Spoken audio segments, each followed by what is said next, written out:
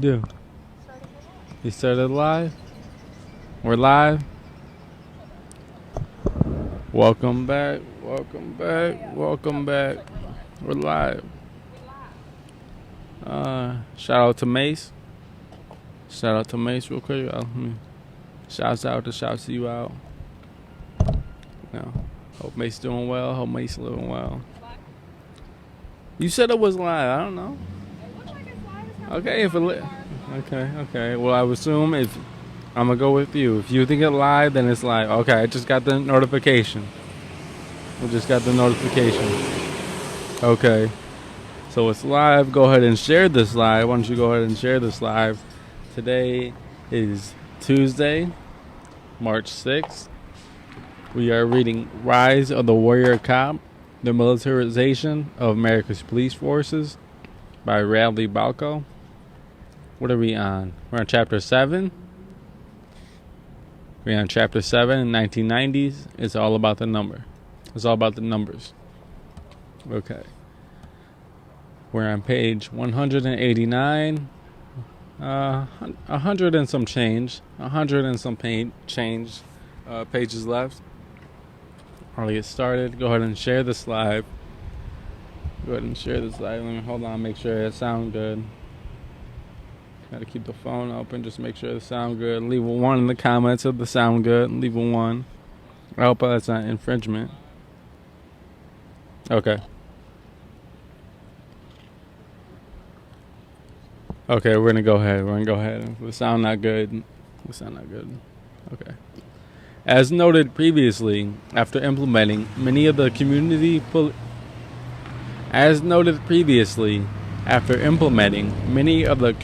policing practices proposed by Norm Stamper, San Diego was seeing some progress. Crime had started to go down in the city, even as it continued to rise elsewhere in the country, and police-community relations were improving. By 1992, Stamper was Berggreen's right-hand man, and Berggreen asked Stamper to conduct an audit of the entire department, instructing his top deputy to concentrate on our wards. After conducting his audit,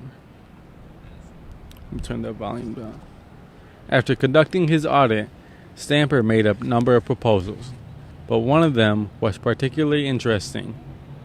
He wanted to demilitarize the department. Stamper knew of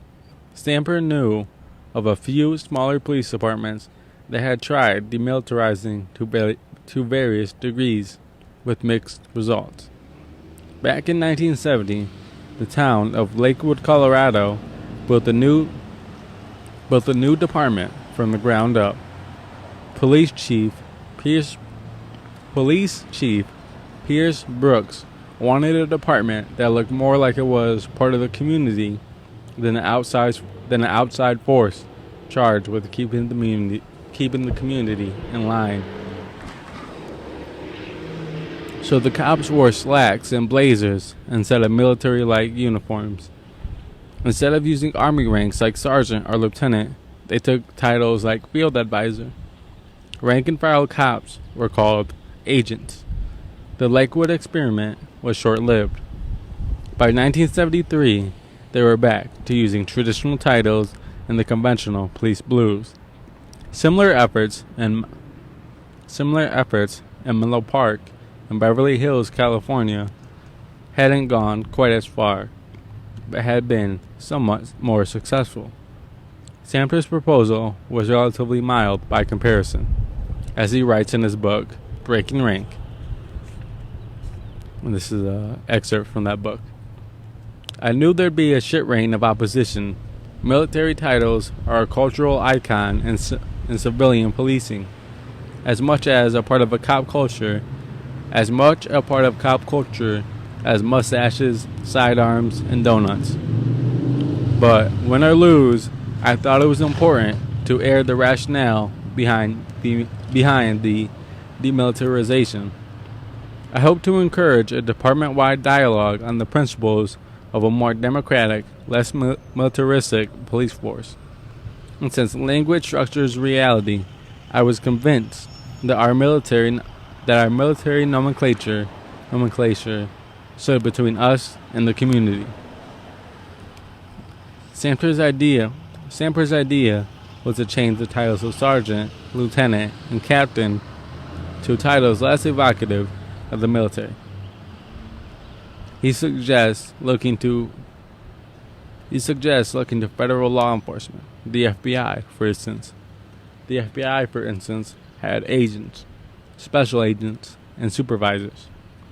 Bergreen was dubious, not because he necessarily disagreed, but because he knew the idea would be dead on arrival within the department.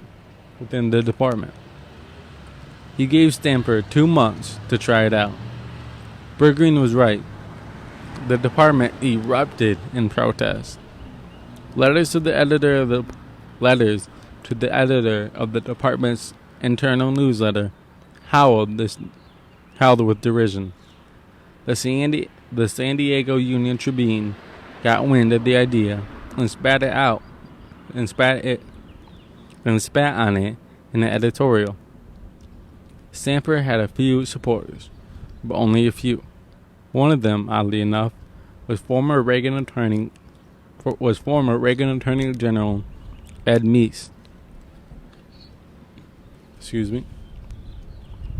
Stamper writes in his book about one lieutenant who initially scoffed at the proposal, but later came around.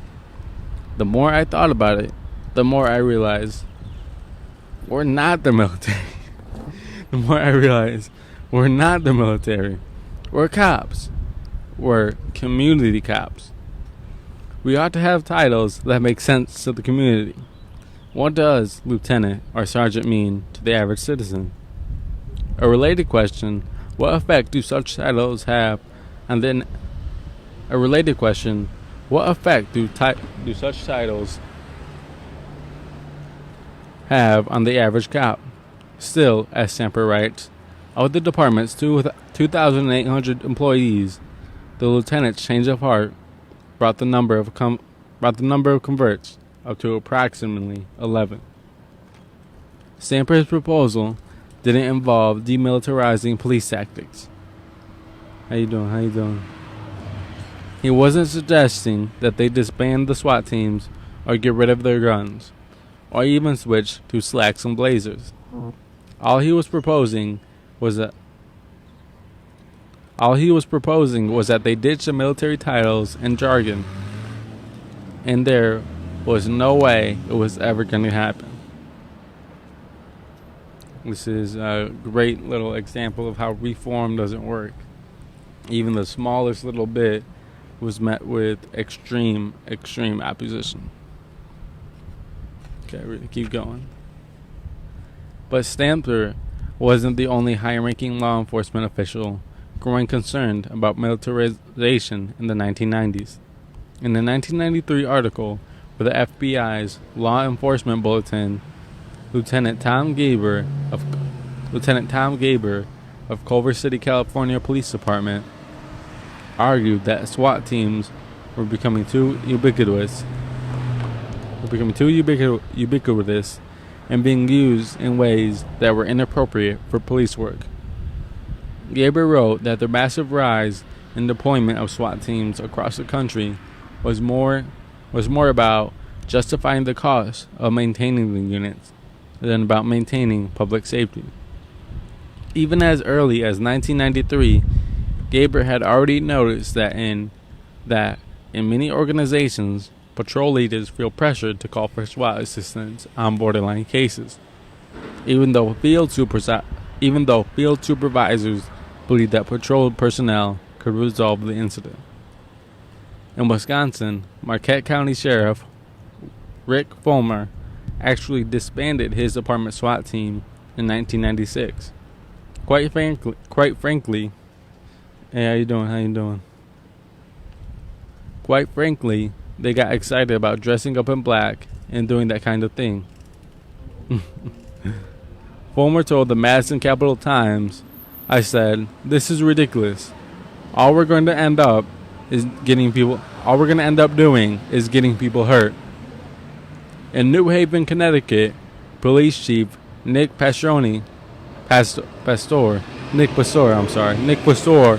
was facing growing pressure to collect military gear from the Pentagon and to use his SWAT team in situations where he thought was inappropriate.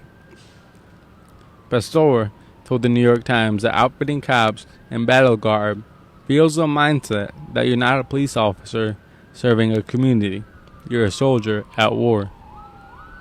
I had some tough guy cops in my department pushing for bigger and more hardware.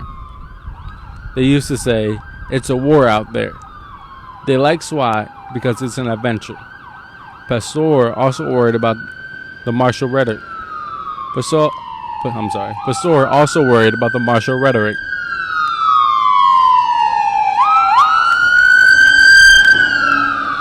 If you think everyone who uses drugs is the enemy, then you're more likely to declare war on the people. In an interview with The Nation, Pastor pointed out that before he took over, New Haven's SWAT team was being called out several times a week. The whole city was suffering trauma, he said. We had politicians saying, "The streets are a war zone. The police have taken over." The police were driven by fear and adventure. SWAT was a big part of that. After Pastor took over, New Haven SWAT team was called out just 4 times in all of 1998. Lo and behold, reserving the SWAT team for true emergencies didn't lead to a criminal takeover of New Haven. In fact, the city's crime rate dropped at a brisker pace than the rest of Connecticut, which also dropped from 13,950 incidents in 1997 to 9,455 in 2000. In Colorado, the Denver Post ran an article in 1995 about three area deaths from no-knock drug raids in the area in 33 months, including a 16-year-old boy, a deputy sheriff, and a 54-year-old grandfather of 8. Such raids are very dangerous, said Pitkin County Sheriff Robert Brandes. They are the closest I can think of to a military action in a democratic society. Brandes explained that it was far safer to conduct surveillance, to learn a suspect's routine, and then to do a quick, quiet arrest when a suspect is in the open. As for possible destruction of evidence, he said that his department would have the water shut off before serving a warrant by knocking at the door and waiting for an answer. In some cases, they had arranged for a plumber to set up a catch net to capture anything flushed after police arrived to serve the warrant. But Brandes said that his concern went beyond the SWAT tactics. The war on drugs is an abysmal failure, he said. Even the term creates a dangerous war mentality. In 1998, the city of Albuquerque, New Mexico, commissioned an outside investigation after a series of questionable shootings and SWAT incidents. In one case that made national news, a SWAT officer. What up? How you doing?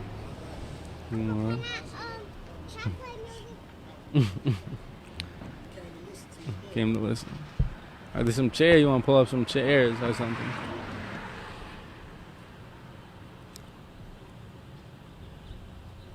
Okay. In 1998, the city of Albuquerque, New Mexico, commissioned an outside investigation after a series of questionable shootings and SWAT incidences.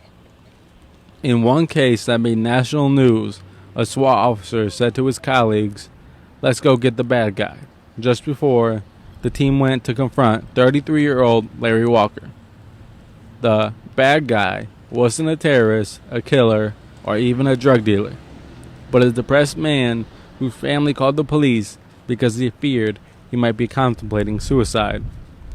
The SWAT team showed up in full battle attire, including assault rifles and flashbang grenades. They found Walker cowering under a tree. The New York Times later reported, then shot him dead from. Oh, I'm sorry. They found Walker cowering under a tree. The New York Times reported, then shot him dead from 43 feet away. The city brought in Sam Walker, a well-regarded criminologist at the University of Nebraska, to evaluate the police department's use of lethal force. Walker was astonished by what he had found. The rate of police killings was just off the charts, Walker told the Times. The city SWAT team, he said, had an organizational structure that led them to escalate situations upward rather than de-escalating. The city then brought in Toledo, Ohio Police Chief Jerry Galvin to take over its police department.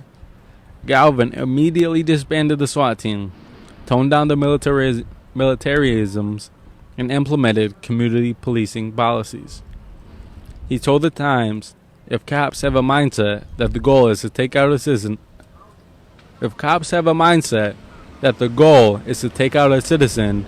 it will happen. The election of Bill Clinton in 1992 gave hope to some of the drug reform community that an admitted pot smoker who had some ties to the counterculture during his college days might bring a less aggressive, less militaristic approach to federal drug policy. Those hopes were dashed pretty quickly. Clinton and his appointees weren't as bellicose as Reagan and Bush or Meese and Bennett. But the policies that Clinton implemented showed little understanding or appreciation of the symbolic Third Amendment. In 1993, for example, the Justice Department and Defense Department entered into a formalized technology and equipment sharing agreement. Not only were American police forces becoming more militarized, the thinking went, but in places like Korea, the U.S. military was taking on more of a policing role. It only made sense for the two institutions to work more closely together. Attorney General Janet Reno explained this strategy in a speech to defense and intelligence specialists. So let me welcome you to the kind of war our police fight every day, Reno said. And let me challenge you to turn your skills that served us so well in the Cold War to helping us with the war we're fighting daily in the streets of our towns and cities across the nation. In 1997, the resulting Department of Justice and the Department of Defense Joint Technology Program released a report on the new agency's anniversary. Many of the projects the military developed seem relatively innocuous, such as using police and military experience to develop better body armor, or developing technology to locate snipers, which could be a benefit to both institutions. But the report also includes some more troubling projects, such as developing less lethal, faster acting pyrotechnic devices such as flashbang grenades and what'd you say?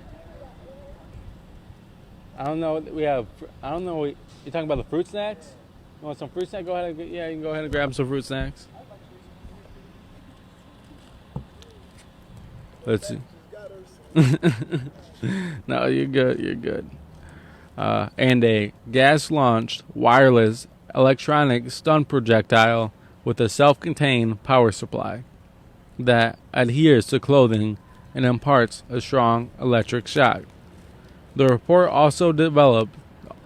also discusses developing sound cannons for using in crowd control and a project to develop miniature, low-cost, wireless, modular devices that can locate, identify, and monitor the movement of selected individuals.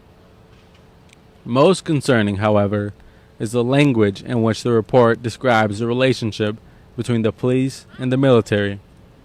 While acknowledging at the outset that the two institutions have very different roles, the report asserts that those distinctions are eroding, particularly with respect to the war on drugs and the war on terrorism. In one particularly troubling passage, the report cautions that both institutions need to be less transparent about the use of force. Another factor in how the military and law enforcement apply force, the report notes, is a greater presence of members of the media who are observing, if not recording, situations in which force can be applied. Even the lawful application of force can be misrepresented or misunderstood by the public. More than ever, the report concludes that the police and military need to be highly discreet to keep applications of force out of the public's eye. This is why we say some things like, this is your biggest weapon, this is your biggest tool. For a lot of instances, getting it on camera, getting it on live, or getting it to where it could be seen by other people, that's the biggest weapon that you have. Because when it's in cases where it's not on camera, when they public can't see it, when there can't be no public outrage or outcry, that's when it just, more often than not, the police just try, the police, the mayor, the state's attorney, they all just try to sweep it under the rug, and then it creates a my word versus their word situation. So that's why in situations like this, we say, this right here, this is the biggest weapon you can have. It's the most powerful tool that you can have against them. Okay, let's see, where were we? There were other indications that Clinton didn't appreciate the distinction between the military and civilian policing. He nominated Barry McCaffrey, an actual retired general, to be his drug czar. There was also his Troops to Cops program, which subsidizes police departments for hiring returning veterans. While there is nothing inherently wrong with allowing veterans to apply to become police officers, providing a federal grant enabling them to do so risks incentivizing police departments to give a pass to vets hardened or traumatized by war who might be psychologically unfit for the job. But more broadly, the program demonstrated a belief that the two jobs are similar. That because both troops and cops carry guns, wear uniforms, and are authorized to use force, anyone trained as a soldier naturally makes them a good cop. This is certainly possible. But there's little about military service that would make a soldier better. There is little about military service that would make a soldier a better candidate to become a police officer than other applicants. At least as the job of the police officer is properly understood. And there's a good argument to be made that many soldiers have seen And there's a good argument to be made that many soldiers who have seen combat ought to get extra scrutiny before they're given a badge and gun. Bill Clinton was also responsible for one policy in particular that not only encouraged paramilitary raids on low-level offenders, even users, but by its very nature also directed such raids only at the poor. In March 1996, an ABC News crew went along on a no-knock SWAT raid in Toledo, Ohio. The 14-member squad performed a dynamic entry into the house, threw its occupants to the ground at gunpoint, then tore the place apart in a drug search. They found less than an ounce of pot in the bedroom of a teenager who lived in the house with his family. You might think that ABC News broadcast the raid to show an abuse of police power, that the raiding SWAT team felt embarrassed about using such force for such a petty crime. But in fact, the raid was broadcast because it was considered a successful enforcement of a new federal policy. The home the police raided was public housing. Under Clinton's administration, new one strike and you're out policy, any drug offense, even a misdemeanor, committed in public housing supported by federal funding was grounds for an eviction. The policy applied even if the drug offense The policy applied even if the drug offense was committed by someone who didn't live in the home, or was committed without the tenant's knowledge.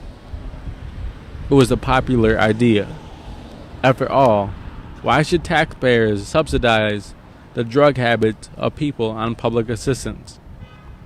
Of course, there was no similar policy for recipients of corporate welfare, or for elected officials who received government paychecks. No matter. The ABC News report characterized the raid as a small victory in the war on drugs. Prior to 1995, the U.S. Supreme Court had always considered cases involving the knock either under the rules common law tradition, or under the section of the U.S. crime is permitted to force his way into a private residence. Though the knock and announce requirement is included in that law, the court has yet to state that rule, and thus the Castle Doctrine, was included in the protections against unreasonable search and seizure afforded by the 14th Fourth Amendment. Justice Brennan had argued for that position in Kev v. California, but fell one vote short of getting a majority. That was chronicled in, I believe it was, I can't remember if it was They Can't Kill Us All or if it was The End of Policing, but the different court cases and court battles that they went through to make all these situations legal.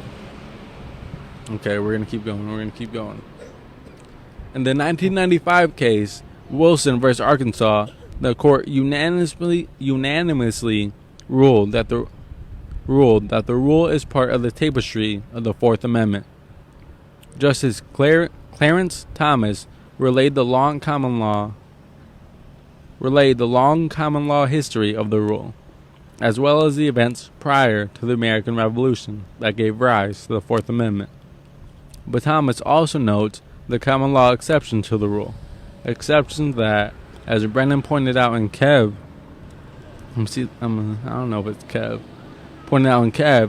didn't really exist prior to 1962, but that U.S. courts, Congress, and state legislators have since recognized anyway. Thomas cautioned that the court's ruling should not be read to mandate a rigid rule of announcement that ignores countervailing law enforcement interests. Here he was referring to the two most widely recognized exigent circumstances that allow police to ignore the knock and announce rule: destruction of evidence and the threat of harm to police officers. After waxing historic After waxing historic on the long and storied tradition of the castle doctrine and the knock and announce rule, Thomas had finally ruled, with unanimous agreement from his colleagues, that the rule is in part and parcel of the Fourth Amendment, but then took note of his exceptions to the rule that would allow police to all but ignore it. Thomas didn't get into specifics about the conditions that would qualify as exigent circumstances, but in a series of cases over the next 10 years, the court would begin to hash them out. The next case to address the issue was Richards versus Wisconsin in 1997. After Wilson, several states gave police permission to conduct no-knock raids in any narcotics investigation on the theory that drugs were easier to destroy in a hurry, generally by flushing them down the toilet. In Richards, the Wisconsin Supreme Court ruled just that. Narcotics cases, by their very nature, merit a blanket exception to the knock and announce rule on the theory that all drugs can be easily and quickly disposed of. The Supreme Court overruled, but the opinion of Justice John Paul Stevens was narrowly written. Stevens came up with a couple of examples of cases where the destruction of evidence rule wouldn't apply, such as a search conducted at the time when the drug activity A search conducted at a time when the only individuals present in a residence have no connection with the drug activity, and thus will be unlikely to threaten officers or destroy evidence. Or when police could know that the drugs being searched for were of a type or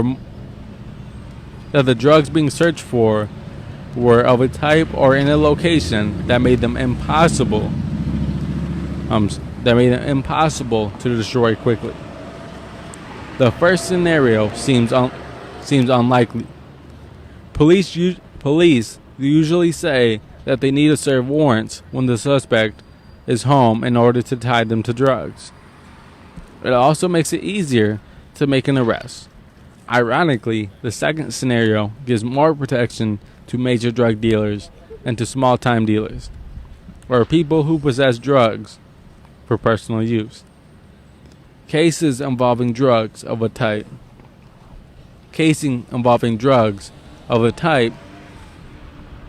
unlikely to be quickly disposable would be cases involving large quantities of drugs, and drugs in a location that makes them impossible to destroy quickly would probably be drugs that aren't in a building with a toilet or sink nearby. As a result, Stevens' opinion offered more protection for people suspected of storing drugs in warehouses or businesses than for people suspected of storing them in their homes. The court rejected a blanket narcotics exemption to knock and announce, but Stevens' opinion seemed to indicate that only a small selection of drug cases could fall outside the exception. The court actually upheld the conviction against Richards. The court also put limits on judicial oversight over forced entry raids, ruling that a magistrate's decision not to authorize a no-knock entry should not be interpreted to remove the officer's authority to exercise independent judgment concerning the wisdom of a no-knock entry at the time the warrant is being executed. So, even when denied a no-knock warrant, police could go ahead and decide at the scene to do a no-knock raid anyway. The court also ruled that police only need to have reasonable suspicion that one of the three exigent circumstances exists in order to dispense with the announcement requirement. and that the standard of evidence for that reasonable suspicion is not high. Like Wilson, Richards appeared to be another victory for the Castle Doctrine that also threatened to ruin it. After Richards, state courts fell back on the particular approach to determine when a no-knock raid was or wasn't merited. Judges determined whether a suspect was likely to destroy evidence on a case-by-case basis. There was no reliable, predictable standards. As we've seen in the absence of such guidelines, and as judges were increasingly swamped with drug cases and drug warrants, the default position tended to defer to the judgment of the police, even when the language in search warrant affidavits began to look like boilerplate. It's worth noting here that on the rare occasions when warrants are challenged, the challenges necessarily occur. Of course, after the warrants have been served. It would be ludicrous to notify a suspect of a surprise search warrant ahead of time so that he could challenge its legitimacy in court. But it's also worth remembering that these warrants give police permission to mete out extraordinary violence on people still only suspected of nonviolent crimes. When police get the right house with a questionable warrant, at worst, the evidence they collect will be ruled inadmissible. In cases where questionable warrants lead to wrong door raids, mistaken shootings, or some other calamitous outcome, the suspect's opportunity to challenge the warrant comes only after the harm has been done. This augurs for a system in which the judge plays an enormously important role in ensuring the validity and soundness of warrants, as well as for a clear set of guidelines and high evidentiary standards under which they make those decisions. Instead, the Supreme Court has consistently ruled that judges should err on the side of putting their faith in the police. Let me take a drink real quick.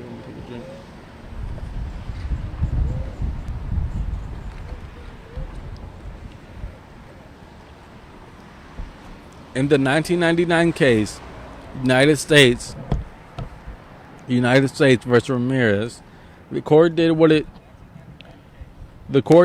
it stopped short of doing in Wilson. It formally ruled that the destruction of evidence exception, the threat of a police officer exception, and the useless gesture exception all permitted police to break into a home without knocking and announcing. The court also ruled that those exceptions apply to the section of the U.S. Criminal Code on forced entry for federal officers, even though the law itself makes no mention of such exceptions. This was a curious undertaking by the court's conservatives. They were adding exceptions to the law that it seems likely would have been included in the original language had its authors and the Congress at the time actually intended the exceptions to be included. And the court was doing so by putting more value on the common law than on the plain language of the statute. And even this was based on a flawed understanding of the common law. The court's conservative wing has always believed in the original intent, except when it hasn't. By the end of the 1990s, the court seemed to have all but sunk the Castle Doctrine. Yet, in the following decade, the justices would find yet more ways to give police yet more discretion to bring violence into Americans' living rooms and bedrooms. Now, if the Bureau of Alcohol, Tobacco, and Firearms comes to disarm you and they are bearing arms, resist them with arms. Go for a headshot. They're going to be wearing bulletproof vests. They've got a big target on there, ATF. Don't shoot at that, because they've got a vest on underneath that. Headshots. Kill the sons of bitches. That was G. Gordon Liddy giving his listeners home defense advice on his syndicated radio show in August 1994. It was some remarkable language to be coming from the guy who helped create Odell, the Nixon-era office that sent narcotics task force barreling into homes to make headline-grabbing drug busts. And Giddy was still suffering from cognitive dissociations. In the same interview, he lamented that it wasn't a federal felony to possess a personal use amount of illicit drugs. And of course, narcotic cops hit the wrong house many more times than ATF agents did. Liddy wasn't offended by the tactics as much as he was by the mission, gun control. And the people who were calling the shots at the time, Bill Clinton and Janet Reno. Still, this was part of something new. Outside of Liddy, other figures on the right were also starting to speak out against the lurch toward militarism among federal law enforcement agents. A few high-profile incidences seemed to instigate the concern on the right, including the gunfights in Ruby Ridge, Idaho in 1992, the raid on the Branch Davidian compound in Waco, Texas in 1993, and the raid to seize Cuban refugee Elian Gonzalez from his Miami relatives in 2000. The Ruby Ridge fiasco began in 1989 when Randy Reaver sold an The Ruby Ridge fiasco began in 1989 when Randy Reaver sold an ATF informant 2 sawed-off shotguns that had been cut shorter than was allowed under federal law. Weaver was, no doubt, an odd duck. He and his wife Vicky had moved their family to rural Idaho in 1983 to escape what they believed to be the coming Armageddon. He associated with white supremacists, and in fact met the ATF informant at a meeting of the Aryan Nations. The informant's handler at the ATF didn't think Weaver was much of a threat, so rather than charge Weaver, the ATF attempted to leverage gun charges to get him to work as a federal informant. When Weaver refused, the agent filed federal gun charges. On August 21st, 1992, a team of U.S. Marshals dressed in camouflage and carrying M16s went to Weaver's home on a reconnaissance mission to determine an appropriate place and manner to capture him. Once there, one of the marshals threw rocks at the Weaver cabin to see how the family's dog would react. The dogs went nuts. Hearing them, Weaver's 14-year-old son, Sammy, went out with family friend Kevin Harris to see what the commotion was all about. Accounts of the incident differ here, but at some point, one of the agents shot and killed one of the Weaver's dogs. Sammy Weaver responded by firing his own gun at the source of the gunfire, then fled back into the house. One of the marshals then shot him in the back as he ran. Sammy Weaver was dead. Harris then exchanged fire with a marshal, killing one of them. A 12-day siege ensued, featuring hundreds of thousands of cops, agents, and troops from the ATF, the FBI, the U.S. Marshals, the Idaho State Police, the local sheriff's department, the Idaho National Guard, and for some reason, the U.S. Border Patrol. On day 2 of the siege, FBI sniper teams were told that their rules of engagement were basically to shoot on sight, instructions usually reserved for the battlefield and virtually unheard of in civil law enforcement. When Randy Reaver left the house to visit the body of his son, which they had put in a guest cabin, an FBI sniper shot him in the chest. As Weaver, Harris, and one of Weaver's daughters fled back into the house. I guess my fault.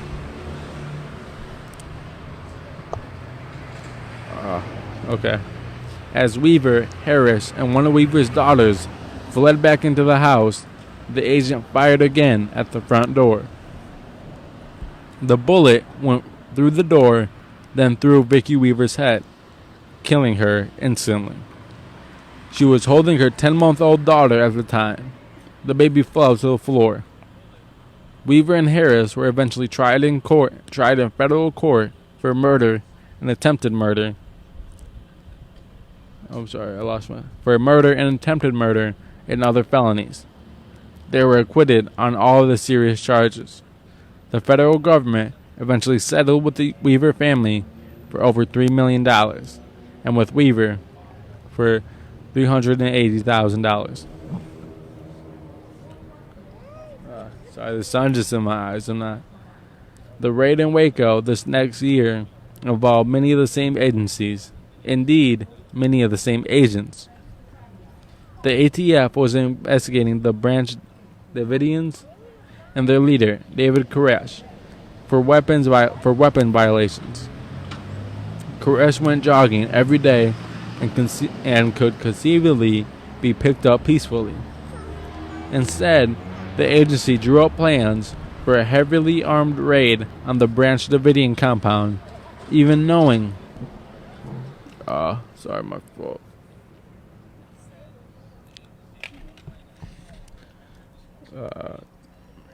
Where was that? One fact. Damn, I lost my phone. Instead, the agency drew up plans, even knowing that there were women and children inside.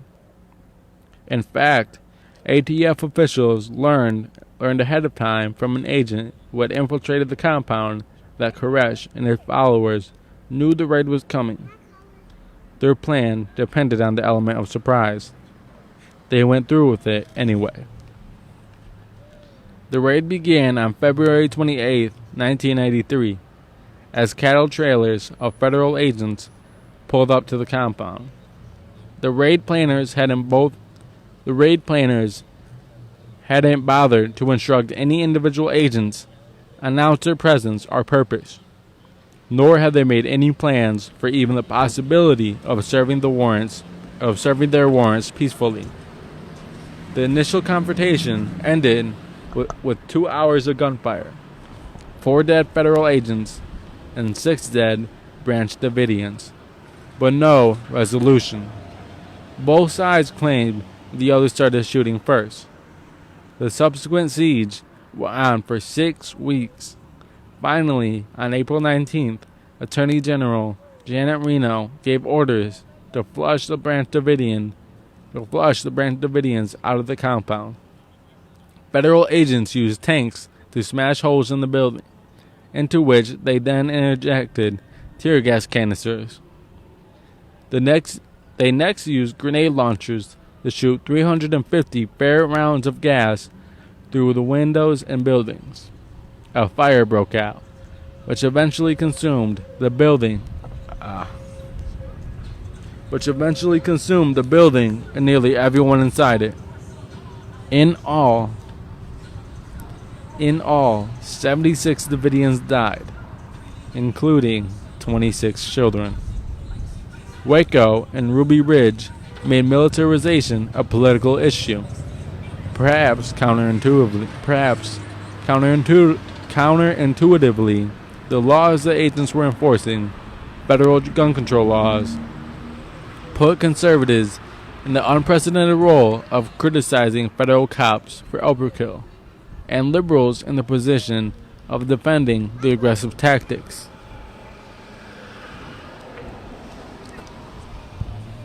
Damn. One fact about Waco that conservative ATF critics often overlook: the military presence at the compound was only made possible by the drug war. The ATF told the leaders of the Joint Task Force 6, one of the many military civilian police anti-drug task forces set up during the Reagan and Bush administration, that David Koresh was running a methamphetamine operation. The evidence for this was suspect at best. As for the ATF itself, the agency appeared to be suffering from the same afflictions that a decade of warring on drugs and crime had brought out in other federal police agencies. Back in 1991, for example, 60 agents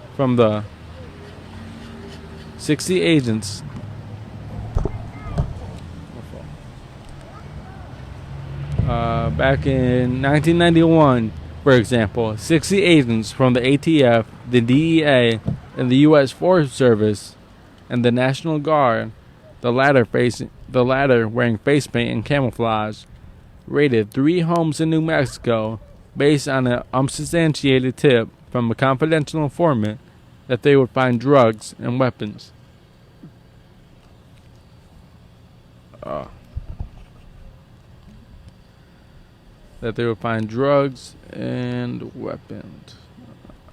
ATF led the investigation because of federal laws prohibiting the use of guns by drug offenders. They found nothing. Later the same year, 60 ATF agents invited television crews to film them while they raided the Oklahoma home of John Lawmaster. They had received a tip that Lawmaster had illegally converted one of his semi-automatic weapons to an automatic. They ripped Lawmaster's home to shreds, but found no evidence that he'd broken any law. Lawmaster wasn't home at the time. When he returned, he found his doors open, his house in ruins, and a note from the federal agency that read, "Nothing found." And just 3 weeks before the raid in Waco, ATF agents raided a woman's home in Portland. They held her at gunpoint for several hours and wouldn't let her call her attorney. They finally admitted that they had raided the wrong house. These were just a few examples of the agency's excesses. The ATF abuse that came to the light in the 1990s were a good indication that the warlike, us against them mentality wasn't limited to drug policing. Those police actions also gave some momentum to a new militia movement, or at least caused the media to take notice of them. The militia movement was vast and fairly diverse, but most groups had views about government, guns, and property that were well to the... the sun is so crazy. Alright, I'm gonna see you. We can see you. Damn. The militia groups were vast and fairly diverse, but most groups had views about government, guns, and property that were well to the right of the rest of the country. Very few espoused violence, but the new attention on the few that did, along with the anger from the National Rifle Association, NRA, Gun Owners of America, and the rants of right-wing personalities like Liddy, inspired more reactionary opposition from the left. Then, on April 19th, 1995, Timothy McVeigh set off a fertilizer bomb outside the Arthur Murrah Federal Building in Oklahoma City, killing 164 people. McVeigh claimed that he bombed the building in retaliation for the events at Waco. McVeigh's act gave a fresh fuel to the ATF defenders, not so much to defend the agency, but to attack its critics. 4 days after the bombing, President Bill Clinton laid part of the blame at the feet of 4 right-wing critics of federal law enforcement officials. We hear so many loud and angry voices in America today whose sole goal seems to be to try to keep some people as paranoid as possible, and the rest of us all torn up and upset with each other, Clinton said. They spread hate. They leave the impression that They leave the impression that, by their very own words, that violence is acceptable. Of course, just as it was possible to think David Koresh was a madman and be appalled by the federal government siege at Waco, it was also possible to believe the ATF deserved sharp criticism for its handling of both Ruby Ridge and Waco, and be appalled at Timothy McVeigh's retaliatory murder of 164 innocent people. But McVeigh's actions seem to cement partisan battle lines for years to come. At least when it came to ATF abuse.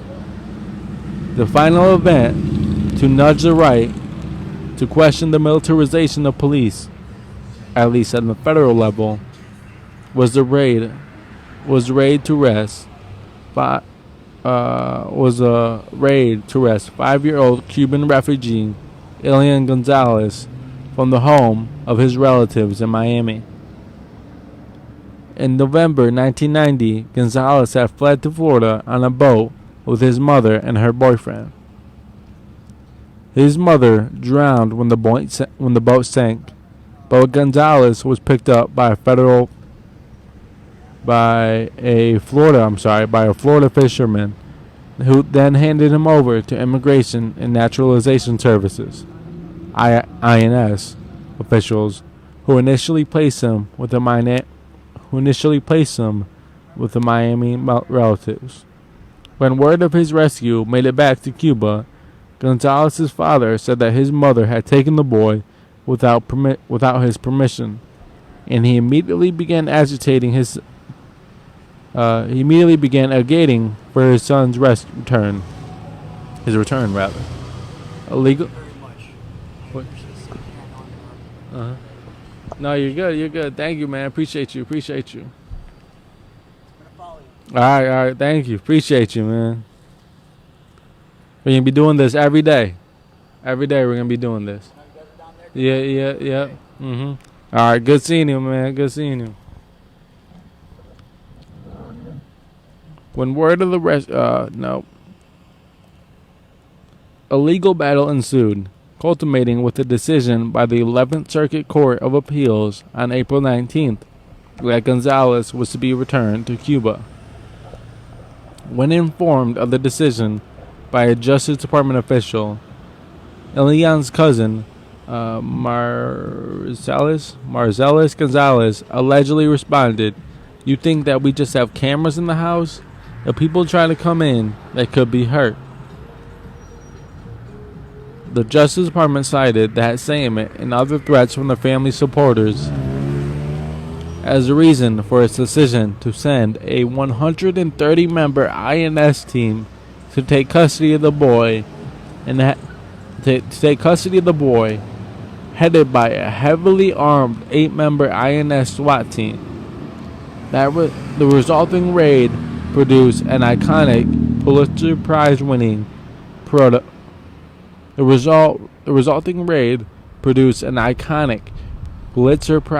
photo by Associated Press photographer Alan Diaz, in which an INS agent points a semi-automatic weapon at the crying, terrified boy, while he's being held by Donato Dalrymple, one of the fishermen who found him. Once again, reactions to the raid and the photo broke down along partisan lines.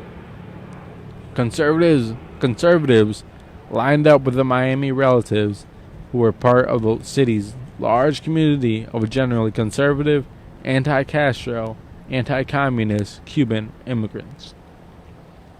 Liberals tended to line up behind Bill Clinton, Janet Reno, and the Justice Department, who were trying to enforce the 11th Circuit ruling. Then presidential candidate George W. Bush declared that the chilling picture of a little boy being removed from his home at gunpoint defies the value of America. Bush would go on to win the presidency, a position from which he would order heavily armed SWAT teams to raid AIDS and cancer patients who use medical marijuana in states that had legalized the drug for medicinal purposes. The conservative Washington Times compared the INS agents to the Nazi brown shirts in the movie Schindler's List, and conservative bomb thrower and drug war cheerleader Ann Coulter deployed the pre-dawn raid with mass machine toting let me start this one out. Ann Coulter deployed the pre-dawn raid with mass machine gun toting federal agents breaking into a private home. Yet, as Chicago Tribune columnist Clarence Page pointed out, heavily armed INS SWAT teams have been breaking into private homes and businesses to snatch up nonviolent but undocumented immigrants for years, thanks to policies passed and funded by the Republican Congress, and with the full support of anti-immigration conservatives.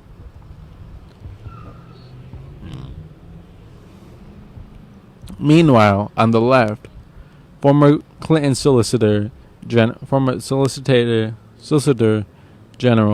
Walter Dellinger pointed out that of course SWAT teams like the one in Gonzalez's photo look scary.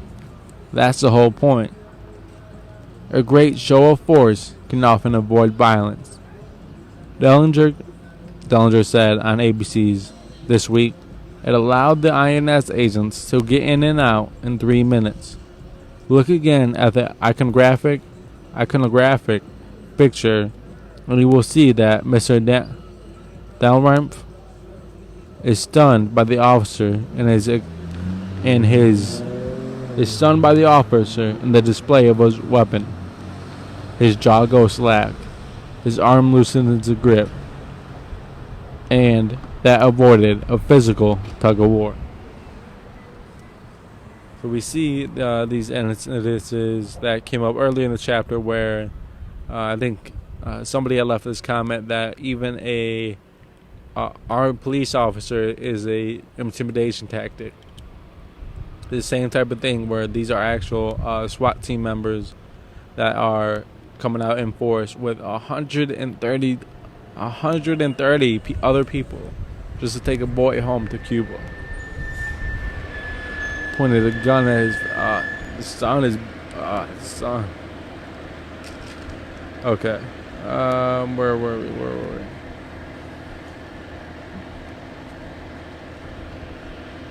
Slate writer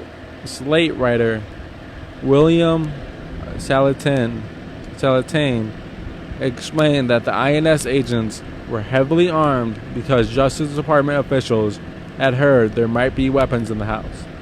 They were wrong, but they weren't reckless. These are the very same justifications SWAT teams across the country give for conducting violent, heavily armed raids on people suspected of non-violent drug crimes. As police militarization. So this is very similar to somebody getting pulled over in a pretext stop, or somebody getting stopped and frisked, and something that would happen just down here over in Fairgrounds, where it'd be a situation where the cop alleges that he thought he saw a gun, or he reached into his waistband, or just something of that nature, to where an officer would be in the right for using some type of force, whether that is using an excessive amount of force rather. And this here is the same type of thing that there might be guns there. And the same thing with the situation where stop and frisk laws. The incidences in which they actually get drugs off the street, are not guns off the street rather. It's a very small amount of the time. The incidences where people are armed that would constitute, for me, nothing would ever constitute a raid of this nature. But for individuals to be armed, thank you. For individuals to be armed that would constitute a heavily armed police presence such as this, it's almost never happens. It almost. Okay. Oh, that's beautiful. That's beautiful though. I was crying. Are you done with the chapter? You want to stop? No, I'm not done with the chapter. The chapters are long. Huh? Yeah, there's 30. I'm on page 204. There's up until 238. Let's finish this live. All right, yeah, I'm good with that. Finish this live. We're gonna move sets. The sun is making me tear up and having all different types of effects on me. So we'll be right back. We'll be right back shortly. We're gonna finish this one first.